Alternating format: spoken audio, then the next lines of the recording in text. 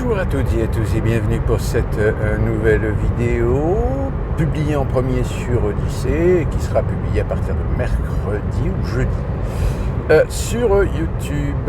La cérémonie de clôture des Jeux Olympiques de Paris 2024. Bon alors, ouais, on est retombé sur quelque chose d'un peu plus classique quand même, mais pour cause. Et je vais vous expliquer pourquoi après. Il n'y a pas de quoi polémiquer. Le fameux personnage doré en pique, certains disent que c'est un ange déchu, d'autres prétendent que c'est un voyageur du futur qui a une sorte d'allégorie du spectacle sur la vision futuriste de ce que pourraient être les Jeux Olympiques, etc. Enfin, il y avait quand même certaines séquences qui étaient, oui, on peut dire un petit peu glauques quand même.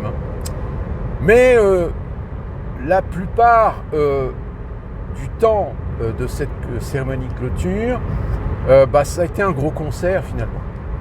Ça a été un gros concert avec Kavinsky, Angèle, Iseult. Qu'est-ce qu'on a eu le droit d'autre aussi ? Je me souviens plus. Et la passation de drapeau avec Tom Cruise. Tom Cruise qui a sauté du haut du stade, qui a pris le drapeau. Et puis évidemment, tout le reste a été filmé à l'avance pour aller jusqu'à Los Angeles, etc. Déjà, Los Angeles qui reconnaît que la barre a été mise assez haute par Paris, mais qu'ils ont bien l'intention de battre ce record. Alors là, moi j'ai envie de dire, ça pose une question. Finalement, les Jeux Olympiques, est-ce que c'est encore une compétition sportive internationale ? Est-ce que c'est pas, en fait, un gros show où tout le monde essaie de placer ses pions pour récolter des bénéfices, etc. C'est une grosse stuff en fait. C'est une grosse stuff où chacun essaie de placer ses copains, ses partenaires, le CIO qui impose ses règles de telle manière à ce que les copains partenaires ne soient pas taxés ou soient défiscalisés, etc., etc., etc. Alors, je vous ai dit tout à l'heure que c'était un petit peu ennuyeux et ça avait l'air un petit peu décousu, cette cérémonie de clôture, du fait que, en effet, il y a une partie spectacle et puis il y a une partie show à l'américaine avec des chanteurs, on serait cru un gros concert, comme je vous ai dit. Tout simplement parce que Joly lui-même l'a admis sur BFM que 40% de ce qui était prévu a été supprimé. Alors on ne dit pas pourquoi. On sait seulement que la rétrospective de la cérémonie d'ouverture, évidemment, a été sucrée. La scène, Philippe Catherine et la Marie-Antoinette décapitée. Quoique Marie-Antoinette est décapitée, je ne suis pas certain qu'il l'ait sucré, mais oui, la fameuse scène, non, où il a les LGBTQ+, queer, drag queen et compagnie, ils vont pleurer parce qu'on les a sucrés dans la rétrospective durant cette cérémonie de clôture. Donc 40% ont été sucrés. Je pense qu'on n'est tous pas dupes du fait que certainement le CIO a voulu avoir un droit de regard sur ce qui était prévu en cérémonie de clôture et ils se sont dit non, alors ça, non, on va arrêter les conneries 2 minutes, d'accord ? Ça, vous le supprimez. C'est parce que c'est pour encore faire des polémiques. Donc, on a certainement échappé encore aux femmes à barbe, à une présence, à une omniprésence LGBTQ+, dans la cérémonie de clôture, où en effet, là, il n'y a pas eu n'y a pas eu de message sous-jacent, on va dire, idéologiquement parlant. Donc voilà, tout le monde était content, pas de polémique. Bon, si peut-être Iseult, alors choisi pour chanter My Way.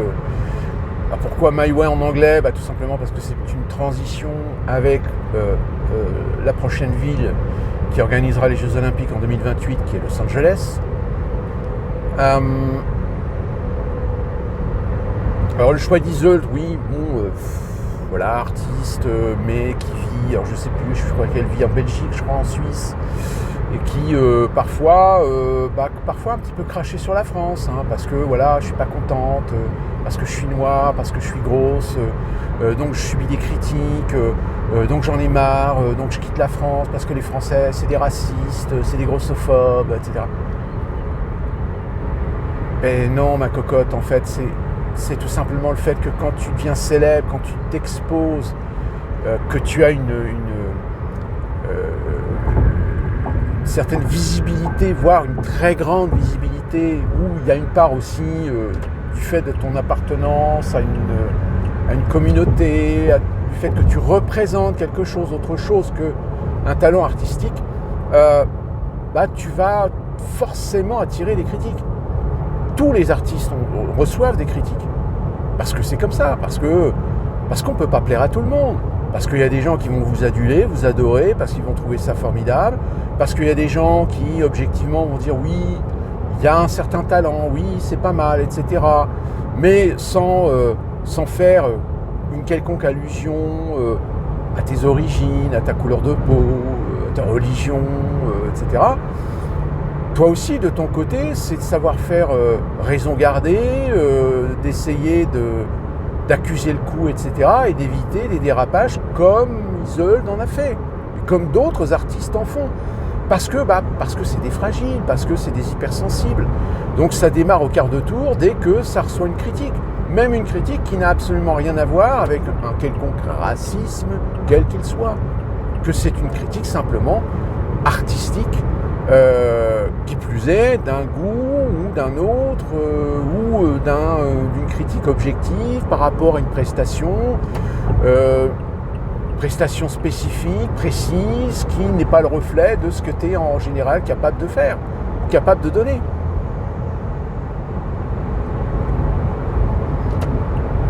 Donc à partir de là, si vous voulez, ça malheureusement, dans les scènes lyriques, artistiques, comme dans le cinéma, dans le théâtre, malheureusement, il y a des gens un petit peu fragiles comme ça, qui partent au quart de tour. Alors, il ne manquerait plus que déjà aussi, psychologiquement, ils ne soient pas très, très, très stables. Là, je pense à Catherine and the Queen, Catherine de Queen, je ne sais plus. Enfin, celle qui se définit non-binaire maintenant. Tu sais même plus s'il faut l'appeler il ou elle. Même l'appeler il ou elle, c'est une insulte. Donc, je sais pas, on va l'appeler la chose. Tiens, ça chante. Ouais, mais tu m'appelles ça, mais je suis pas une chose. Bah écoute, tu veux pas qu'on t'appelle il ou elle? Qu'est-ce que tu veux qu'on utilise yel?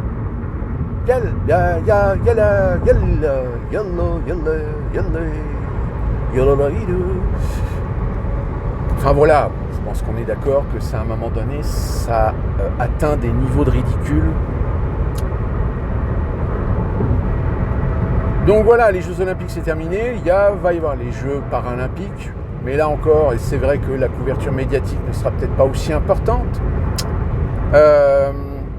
On sait que la cérémonie d'ouverture aura lieu à la Concorde. Alors ça sera peut-être moins fastueux, évidemment. Quoi d'autre ? La réalité sociale et politique donc va revenir au galop. Toujours pas de Premier ministre, toujours sous un gouvernement démissionnaire. Alors, rien que le mot un gouvernement ou un Premier ministre démissionnaire, là aussi, j'ai envie de dire, c'est ridicule. C'est ridicule, ça n'a pas de sens. Donc là, on ne sait pas si Macron va va enfin se décider avant la fin du mois d'août ou s'il va attendre le mois de septembre. Sur les réseaux sociaux, c'est bien simple. Moi, je vois sur X, j'ai pas 10 tweets sans qu'il y en a un qui me présente Castex pour être Premier ministre. Voilà, c'est assez chiant d'ailleurs.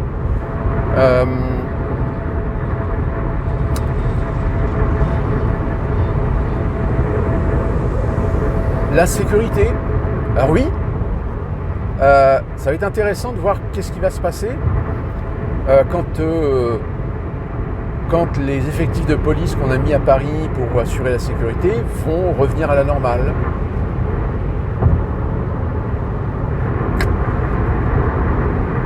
Petit retour en Grande-Bretagne. En Grande-Bretagne, c'est lourd.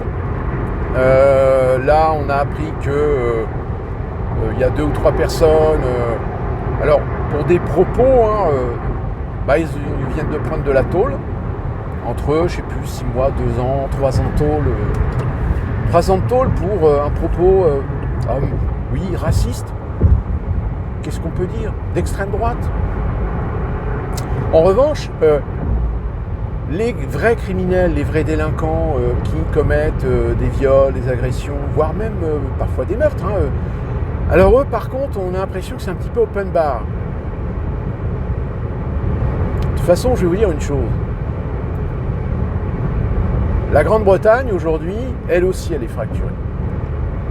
Alors, elle est d'autant plus fracturée qu'il y a toujours une certaine animosité entre Anglais, Gallois, Écossais. Parce qu'il y a des sentiments nationalistes, surtout chez les Écossais, qui remontent. Même chez les Irlandais. Les Irlandais aujourd'hui, même s'ils s'estiment Irlandais britanniques, eux aussi commencent à en avoir un petit peu marre de cette émigration massive. Sauf que ce qui est intéressant à voir, c'est de se rendre compte que sociétalement, vous avez une partie de la société britannique qui est une société plutôt, on va dire classe moyenne aisée, bourgeoise, etc., qui elle vit bien parce que elle ne vit pas dans le besoin. Donc forcément, elle est plus apprise à des idées progressistes tant qu'elle n'y est pas exposée, tant qu'elle n'y est pas victime. C'est ceux qu'on a vus pour la manifestation contre l'extrême droite britannique, où on a même ce député français qui est allé se rendre à cette manifestation pour faire sa pub. Et vous avez toujours cette classe, la classe héritière de l'effondrement économique britannique des années 80, soumis à un ultralibéralisme qui a fait énormément de dégâts, et qui aujourd'hui, on récolte les 5e, 6e, voire 8e générations de ces Britanniques qui se sentent littéralement abandonnés. C'est-à-dire, limite, c'est si tu peux crever, ça nous arrange. Eh bien, c'est dans ces catégories-là que, évidemment, les idéologies d'extrême droite, les idéologies patriotiques, nationalistes, fonctionnent le plus parce que, pour ces gens, il est très facile de montrer du doigt que s'ils n'ont pas de boulot, que s'ils sont dans la merde, que s'ils ont de moins en moins de prestations sociales, c'est à cause de l'étranger, c'est à cause de l'émigré, à qui on donne de la subvention, à qui on donne de l'argent pour l'aider. Finalement, ça rejoint un peu ce qui se passe en France. En France aussi, c'est pareil. Aujourd'hui, il y a une disparité de traitement entre certains Français qui sont dans le besoin et l'investissement financier que l'on fait pour les migrants, pour certains étrangers. Et dont d'ailleurs, certains étrangers ne se cachent pas que s'ils sont heureux de venir en France, c'est parce que derrière, ils touchent de la subvention qui leur permet parfois même de bien vivre, pas de vivre dans le luxe. Ceux qui vivent dans le luxe, généralement, c'est parce qu'ils ont le bénéfice de certains travails illégaux. Mais il va y avoir un moment donné où on va galvaniser cette population-là. Et ce qui s'est passé en Grande-Bretagne récemment, ce qu'on essaie de mettre un couvercle de l'extrême droite, etc., ça ne fonctionne pas. C'est-à-dire qu'aujourd'hui, il y a beaucoup de Britanniques qui se disent que finalement, peut-être que leur démocratie, etc., aujourd'hui, ne fonctionne plus. Chez eux aussi. Alors évidemment, certains s'amusent à dire que oui, vous voyez le Brexit, ça ne marche pas. Le problème, c'est que le Brexit n'a strictement rien à voir. Il y a des conditions, il y a des situations économiques, je dirais même des situations économiques qui auraient pu s'améliorer s'il n'y avait pas une lenteur, je dis bien une lenteur volontaire de la part de l'Union européenne à négocier le retrait, l'annulation, l'abrogation d'un certain nombre de règles, de lois, de principes, de décrets dont la Grande-Bretagne est encore plus ou moins soumise. Eh oui, le Brexit, c'est pas on quitte l'Union européenne sur un claquement de doigts. C'est qu'il faut remodifier, réformer un certain nombre de lois, un certain nombre de textes qui s'étaient vus imposés par l'Union européenne, par la Commission européenne. Donc ça prend du temps. Ça prend du temps de remodeler un certain nombre de principes et de valeurs et de situations économiques. Une des conséquences, évidemment, du Brexit, c'est que là où avant la Grande-Bretagne pouvait bénéficier d'une main-d'œuvre européenne, c'est-à-dire qu'il n'y avait pas besoin d'avoir des autorisations, des visas, etc. Vous pouviez travailler en Grande-Bretagne. Moi, j'ai un pote qui a travaillé de nombreuses années en Grande-Bretagne grâce justement à la libre circulation des marchandises et des personnes. Sauf que maintenant, en Grande-Bretagne, il faut faire un visa, etc. Donc c'est plus long, donc c'est plus compliqué, c'est plus difficile. Et évidemment, certains sont très insatisfaits de cela parce qu'ils ne peuvent plus réussir à bénéficier d'une main-d'œuvre pas chère. Parce que c'est une main-d'œuvre qui, du jour au lendemain, si elle veut pouvoir travailler en légalité en Grande-Bretagne, eh bien, ça a un coût. Un coût qui fait que quand tu es payé 5 ou 10 livres de l'heure, c'est pas rentable, c'est pas intéressant.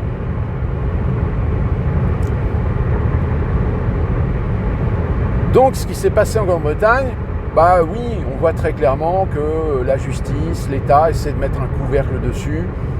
On va dire un petit peu de façon maladroite. On a par exemple ce flic qui s'est fait poignarder. Je rappelle pour ceux qui ne le savent pas, les flics en Grande-Bretagne ne sont pas armés, n'ont pas d'armes à feu, entre guillemets.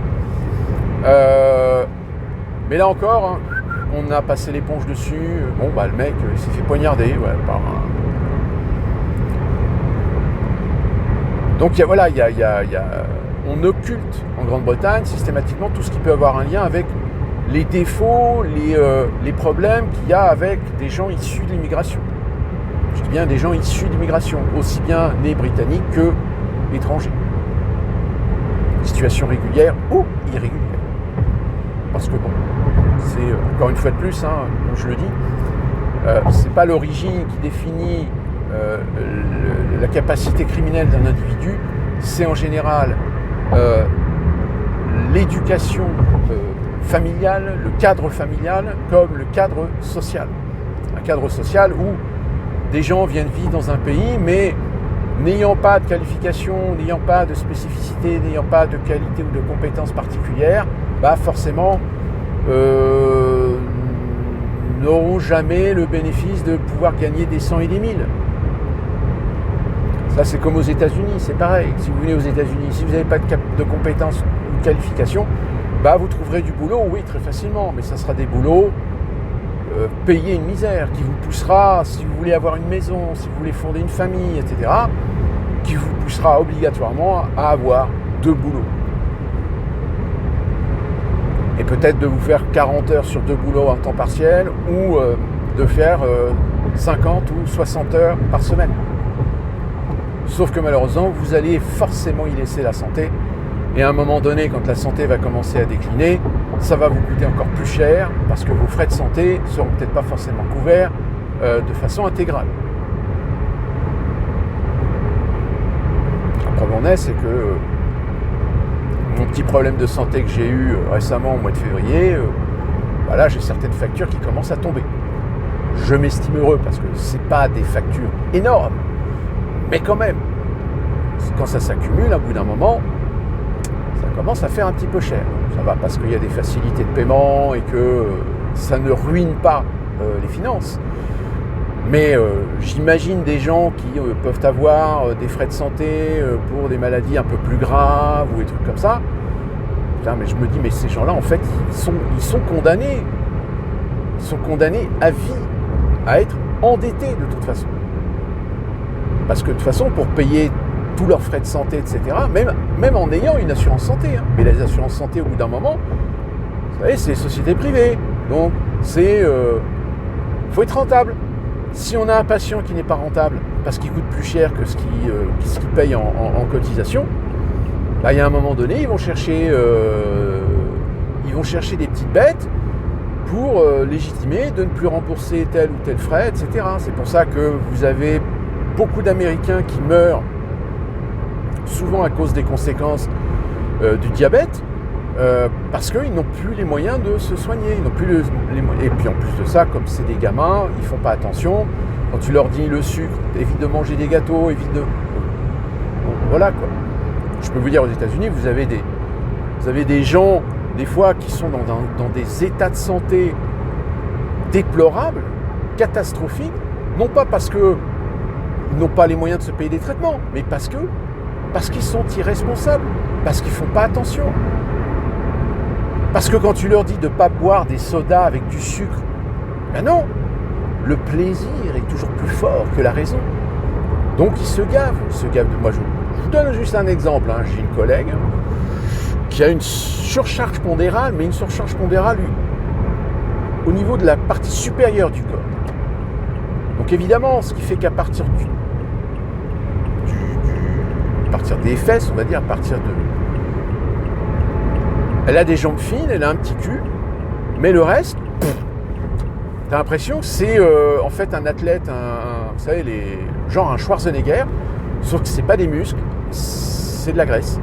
Donc évidemment, elle a un surpoids en hauteur, ce qui fait que ça pèse sur la partie inférieure du corps, donc elle ne peut pas rester assise, elle ne peut pas rester debout, trop longtemps, elle est obligée de s'asseoir assez régulièrement. En plus, elle a un système de dose là, sur le bras, donc ça veut dire qu'elle est diabétique. Et ben, je vous le donne en mille. Chaque fois que je la vois bosser, elle repart avec des cakes. Elle repart avec des gâteaux. Elle boit des boissons avec du sucre, etc. Et quand tu dis à ces gens, mais tu te rends compte que là, tu es en train d'aggraver ton cas. Ben non. Ouais, je sais, mais c'est trop bon. Voilà, c'est ça. C'est la société des plaisirs, c'est la société de l'envie. Même quand cette envie peut, à terme, te faire mourir. Donc c'est pour ça qu'on croit qu'aux États-Unis, il y a un gros problème, etc. Ben, il y a un gros problème parce que il y a une partie des Américains... soit qui n'ont plus les moyens de se soigner, mais qui n'ont pas les capacités non plus d'être un peu plus attentifs, d'être un peu plus précautionneux, d'être un peu plus responsables. J'ai dit un mot insultant aux États-Unis, être responsable. Waouh.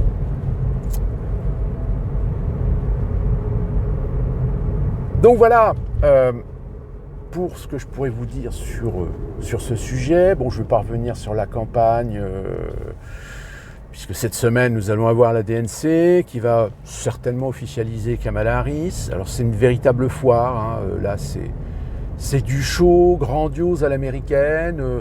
Si Donald Trump fait un meeting avec 10 000 personnes, les démocrates vont investir pour faire au moins un meeting avec 15 000 personnes. Si Donald Trump fait 15 000 personnes aussi, eux, ils vont faire 20 000 personnes, etc. etc. Enfin, c'est la surenchère. Hein. C'est la surenchère. Voilà. Mais est-ce que ça veut dire qu'elle est populaire ? Là, par contre, ça pose un problème. Parce que là, on fait des sondages. Le problème, c'est que les sondages, il y a des sondages qui mettent Trump en tête, et puis il y a des sondages qui mettent Kamala Harris en tête.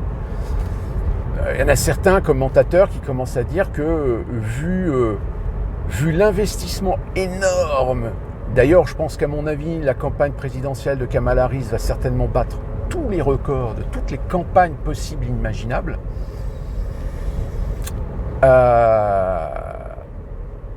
Si jamais elle perd contre Donald Trump, alors là, j'ai envie de dire, les démocrates, là va falloir faire une réforme, mais de fond en comble du parti, parce que en plus, on commence à la pousser à adopter un discours qui est finalement contraire de ce qu'elle avait pu dire par le passé, etc. Alors ça, voilà, c'est des paroles, c'est du show à l'américaine, c'est de l'apparat, c'est des apparences, on dit des choses, des lieux communs pour séduire, etc. Mais le problème aux États-Unis, c'est que ça marche, c'est ça le pire. C'est même si aujourd'hui vous avez une part quand même d'Américains qui commencent à être un peu plus lucides et qui se disent ouais mais enfin tout ça c'est des paroles dans les actes, quelles sont les garanties, etc. Mais ceux-là on les écoute pas, ceux-là on les invisibilise, oui c'est ça. Quant à Donald Trump, oui peut-être que certains d'entre vous aimeraient bien qu'il gagne, mais là il est quand même mal barré quoi. Là il part un petit peu en vrille sur certains sujets. Alors il part en vrille, pas vraiment, parce qu'il colle bien à son électorat, mais son intérêt, c'est d'essayer d'attirer un peu plus que son propre électorat, parce qu'il va en avoir besoin. Donc ce qui fait que, c'est pour ça, dans la précédente vidéo, je vous avais dit, si vous me posez la question de savoir est-ce que je sais si Donald Trump ou Kamala Harris va gagner les élections, là, à l'heure actuelle, je ne peux même pas vous dire, j'en sais rien. J'en sais rien, puisque, comme je vous l'ai dit, tout est dans l'apparat, tout est au fossé, etc. Même sur les réseaux sociaux, il y en a qui finissent par utiliser de l'IA pour créer des images, pour galvaniser encore plus. Ça n'a pas de sens. Et pour terminer, oui, on va voir ce que ça donne. Est-ce que Macron va nommer enfin un Premier ministre ? La question elle est posée et peut-être que d'ici la fin de la semaine, peut-être qu'on aura une réponse. Peut-être que ça va être la grosse surprise, peut-être que certains vont pleurer parce que finalement il n'a pas pris la personne que tout le monde souhaite dans une partie de la France.